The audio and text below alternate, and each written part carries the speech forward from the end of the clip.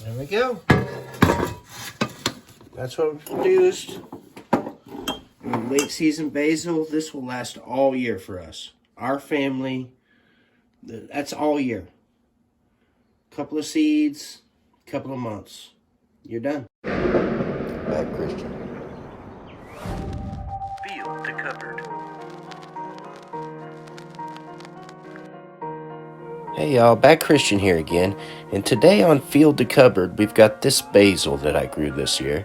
Year 2024, we grew this late in the year. It was 60 days start to finish. We started them in the house from seed, took them outside. They grew for not even a couple of months, and it didn't take long, and they were pretty good size and ready to go. So we see here's the final plant ready to go. Then I would have just taken that inside, which I don't have any footage of that, actually processing them down. Just cleaned them off in the sink and bundled them up, and I hung them from a line. Now, here they are hanging from the line. They hung on this line for probably, I don't know, probably a good 5-6 weeks. Then you just kind of take them down, and they'll be nice and dry. You want to make sure that they're crunchy. You absolutely want to make sure they're crunchy, because we're going to have to do a few things to make sure that this will keep in a jar for us. One of the first things that we're going to do is we're going to get a cookie sheet out, because we're going to have to take these apart and just kind of break the leaves away from the stems and stuff. You don't really want the stems in, because you don't really want to be trying to sort that out when you're kind of just putting this in food later. You just kind of want it so that you can get it out of the jar with a spoon or whatever, or sprinkle it out and just kind of add it to your food, and it's ready to go.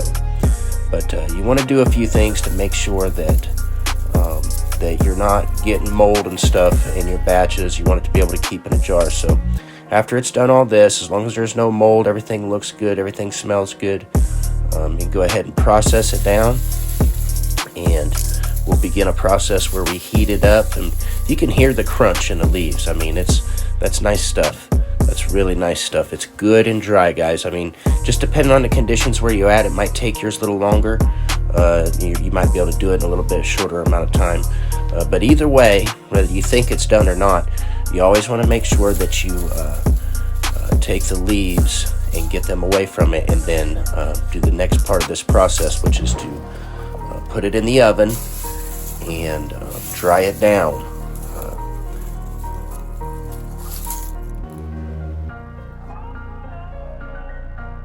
Alright, so I got an old stove, but we usually put the oven on like 200 degrees, maybe just a little bit below that. My oven runs just a little bit hot, so I'll have it just a pinch under 200 degrees. I'll go ahead and put it on bake, get it up to that, and we want to kind of cook this before we break it the rest of the way down, and get the rest of the moisture out of it. And that's important, because when you put it in a mason jar, it has to last, and if it has too much moisture, well, it can mold. So we want to get the moisture just as low as we can get it, and it kind of helps to activate everything and kind of get all the terpenes in the basil doing what they're supposed to do. So let's go ahead and just get this up to temperature, and we'll put this in the oven, and maybe we'll let it be in there for 10 minutes at best, maybe not even 10 minutes, maybe 7-8 minutes, just enough to really dry it out real good. And then we'll bring it back out and we'll do the next step.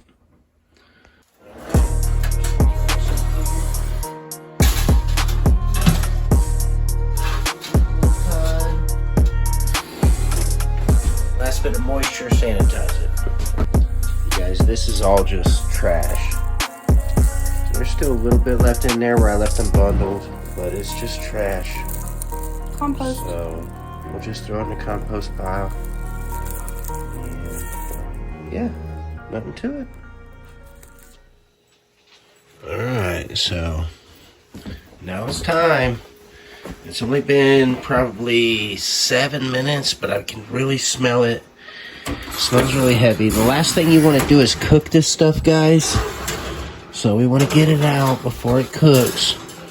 We just want to make sure that we get it warm enough to kind of sanitize it and to kind of get the last little bit of moisture out of it, so that when we put it in a jar, that it stays good for the next year, or 2, or 3, or 4. All right, now it's had a chance to dry off, and now it'll break down. We can crush it up. We haven't agitated it too much. We've just gotten it away from the vine. These leaves look amazing. They're not cooked, guys. If you get them brown in your oven, you've cooked them too much. You want to keep all the terpenes in there, and keep it with the amazing aromas and flavors that belong with it, because the more you handle it, the more you break it down, the less that you'll have of that flavor. So from here, we want to go from this state right here into the jar. So we're going to break it down and put it in a jar. All right, from here, we got a few stems and stuff that we got to worry about. Make sure those stems and stuff get out of there the best you can. Go through it just a little bit, because once that stuff ends up in there, it's kind of in there. And when it's in your food, like that right there, see that? I just want to make sure that we get a fair amount of that stuff out of there. You don't have to be perfect. It's not going to be perfect, but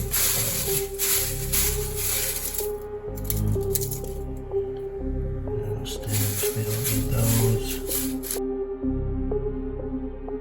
Go through here just real quick. Sort through here, we kind of start to crush it up. Now, from here we want to go straight into the jar, because the more you crush it up, the more you move it around, the more it loses its aroma, that I guess you call aromatics of it. But every time I find a little stem, I might throw that off of there. You find a little brown leaf, oh, get rid of that. One there. I'm just going to keep working on it for a minute here. Just keep crushing it. Moving through it here. That's not bad.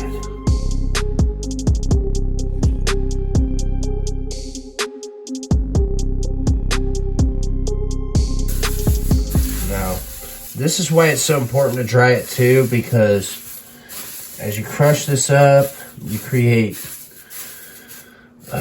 favorable conditions for mold and stuff like that. So you want to make sure everything's really dry before you do this. You could wear gloves. It probably should be. I don't do this commercially. This is just what we do for us here at the homestead. Make sure we got deliciousness for our meals every year. Basil is super easy to grow and super easy to harvest. Here we go. I'm just gonna throw some of that in there. That's broke down. See, like these leaves are too big. Just crush them a little. These leaves too big.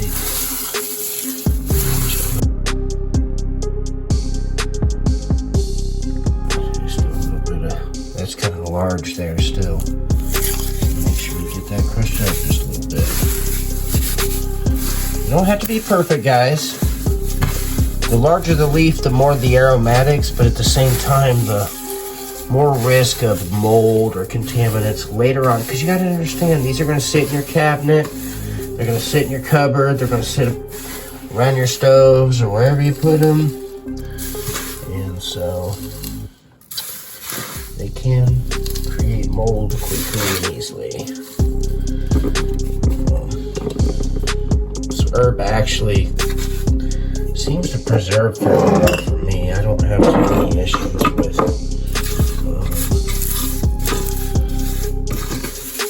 mold or anything. I'm not saying that because, oh, it's a big issue. I'm just want to make sure everybody's being safe. I do it the way I do it. I've been very successful. I haven't had any bad experiences, and a lot of this knowledge goes into that, so I would assume that they're related. Maybe I'm wrong. Maybe I'm a moron. I don't know. It's possible, I guess.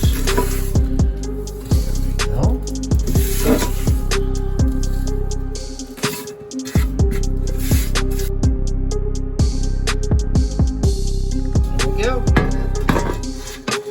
That's what we produced. Late season basil. This will last all year for us. Our family. That's all year. Couple of seeds, couple of months. You're done.